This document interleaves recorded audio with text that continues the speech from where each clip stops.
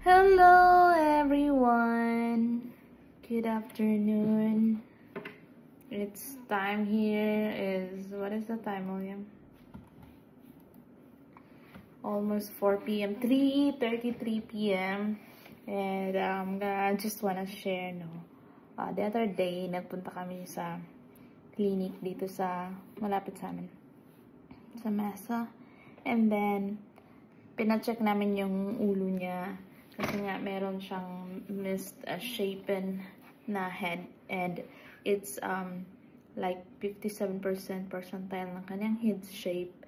So may chance pa na ma-resolve ang problem. But then na size na siya, na what do you call this one? Na imaging na yung head niya for the the sizes of his helmet. So may sizes na, and I think next appointment namin next week is makukuha na yung kanyang helmet. But the problem is very expensive. It cost us $4,000, $4,038. I think it's not insurance covered. Oh my god, William, you are so pain in the ass, William. Ang mahal. So tingnan namin kung anong magagawa namin. Kasi yung ulo niya, look, talagang tabingin siya dito na side. Kasi lagi siyang natutulog dito na area na side. So, sa mga mommies dyan, awareness, pag may baby kayo, especially newborn, talagang ipantay nyo yung pagkahiga ng ulo nila. Kasi maliko din to nung baby siya, hinayaan ko lang siya na matulog. Pero inuusad ko, pinabalik ko sa other side.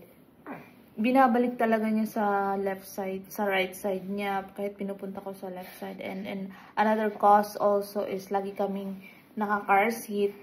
Lagi kaming pumupunta sa ibang lugar, nagka-car seat siya. Naabot kami ng 2 to 3 hours na biyahe.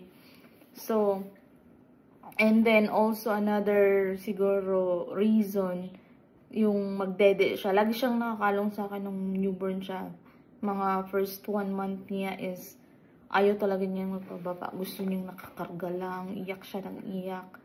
And then, kinakalong ko siya. Siguro, sa my left side, siguro pag ganyan-ganyan ko, ganyan. Na na flat yung head niya. So, yun. Sabi ng kanyang pedya, antayin namin mag 6 months, baka madala lang sa tummy times. O nag 6 months siya, hindi pa rin siya na shape talaga na perfectly.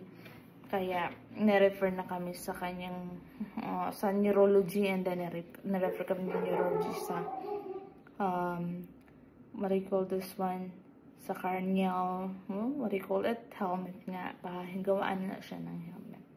So, the problem is, it's very expensive. 4,000 na. Pambakasyon na natin na.